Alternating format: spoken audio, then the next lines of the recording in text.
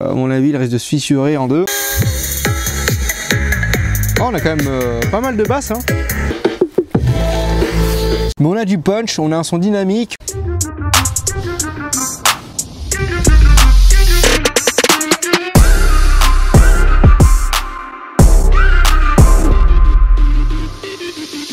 Tu recherches une enceinte pas trop chère pour tes soirées, et bah TrueSmart propose l'enceinte pour toi. TrueSmart en propose une pour moins de 100 €, c'est la Halo 100. Ouais, ça rime, ouais. Une enceinte avec 60 watts RMS, 18 heures d'autonomie et des LED RGB, de quoi taper du pied toute la night. Et bah on va vérifier si ça vaut le coup de l'acheter et si c'est de la bonne cam. Wow, j'ai fait me couper le doigt là. Attention, putain là c'est dangereux. J'ai peur de planter l'enceinte ou de la boîte. Hop. Wow, déjà la boîte.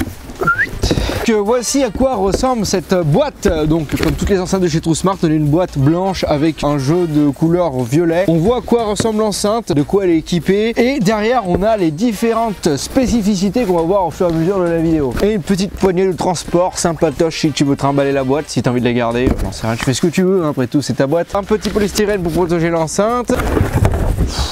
Je vais tout faire tomber. Un papy qui vous remercie de l'avoir acheté. Ensuite nous avons le guide d'utilisation si tu sais pas comment utiliser l'enceinte. Le câble jack vers jack, ça c'est super pratique parce que pas toutes les marques le font ou le font plus. Et le câble USB type C vers USB type A pour recharger l'enceinte. Le plus important, bien évidemment, l'enceinte Bluetooth.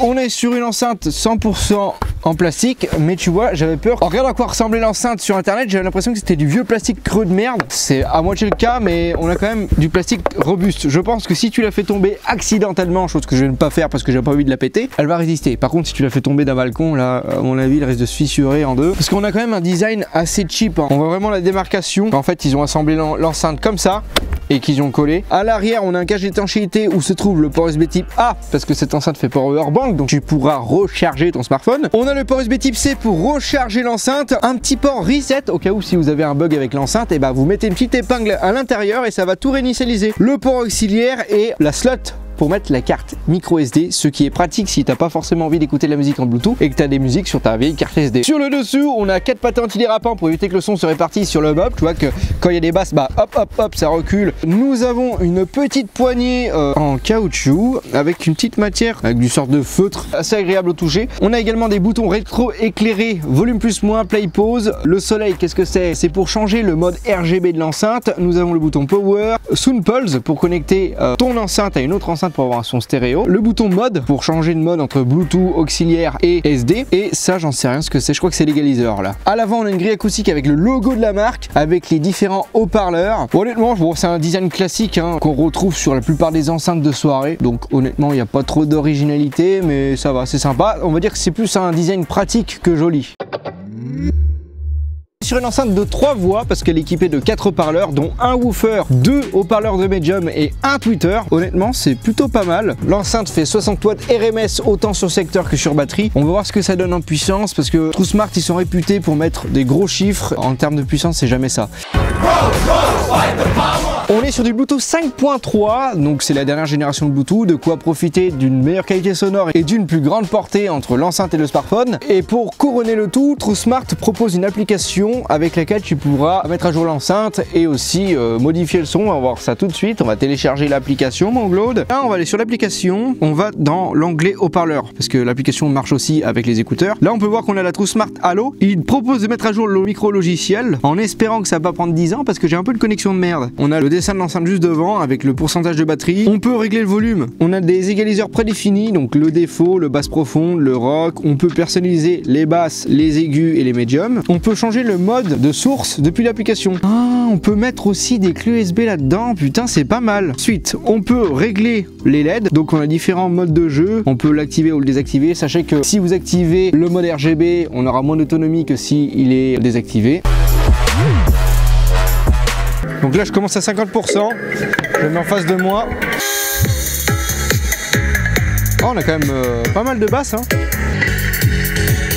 On va mettre à fond pour voir. Ah par contre c'est...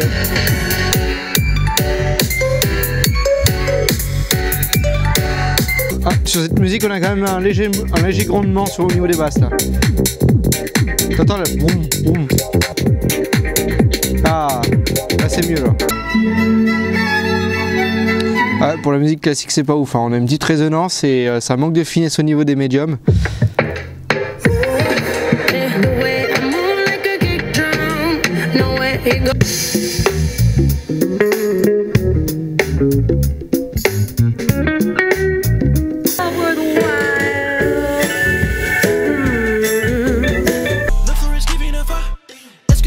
Alors qu'est-ce que je pense de la qualité sonore de cette Halo 100? Et ben honnêtement c'est plutôt pas mal pour une True Smart. Ils se sont quand même un peu améliorés au niveau de qualité sonore parce que déjà ils proposent un égaliseur, du coup tu trouveras forcément le son à ton goût. On va dire que c'est plus une enceinte pour les musiques de soirée. Si tu veux écouter des musiques avec beaucoup de détails, beaucoup de finesse comme la musique classique, bah c'est pas ouf parce que moi j'ai senti un peu de résonance et il manquait un peu de finesse au niveau des hautes fréquences, médium et aigu. En termes de basse on est quand même pas mal. Je sais pas à combien de Hz ça descend, mais on a du punch, on a un son dynamique, on a légèrement de profondeur. Bon après vous attendez pas à avoir une boombox ou une party box 110. On a également une stéréophonie alors difficilement perfectible du fait que les deux médiums sont quand même... Qu'est-ce qu'il y a?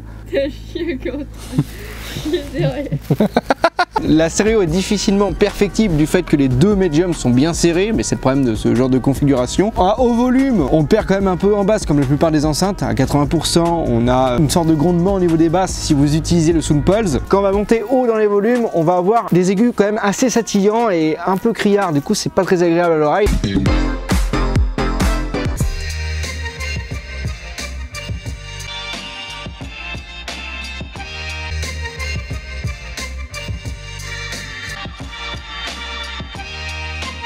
I'm standing at the crossroads. There are many roads to take.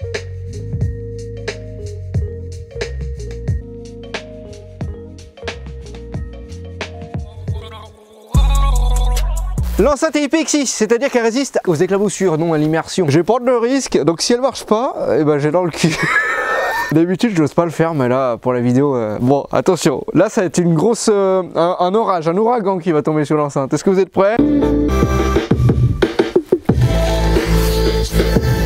Merde. Bah ça marche hein.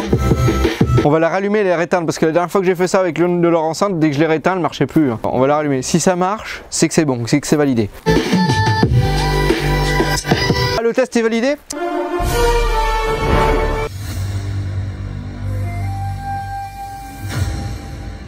J'arrive de Chine, je me sens un peu stressé. Rassurez-moi, vous savez où c'est la Chine quand même? Ouais. Même moi je sais où c'est. Je vais devenir le nouvel empereur de Chine. La mère Cléo. Je pense aux soucis, ce soir c'est sûr, je me suicide. L'enceinte dispose de 18 heures d'autonomie, de quoi profiter largement de sa soirée. Après, si vous mettez le son à 100%, vous étonnez pas que l'autonomie réduit un peu plus, et c'est tout à fait normal. De plus, si ton smartphone est en rate de batterie, tu pourras le recharger via le port USB type A, qui servira de power bank. Conclusion, est-ce que je vous conseille cette enceinte? Eh ben je vous dis oui, c'est une enceinte que j'achèterais si j'ai pas énormément de budget et que je veux une enceinte pour faire mes soirées avec un son plutôt puissant. Alors pensez pas que vous allez sonoriser une salle des fêtes de 60 personnes avec, hein. Même avec une party box 110 c'est light. Vous pourrez animer vos soirées barbecue, vos soirées à la baraque. Vous trouverez le lien de l'enceinte dans la description. En tout cas, c'était Dirty Llama, Harvey.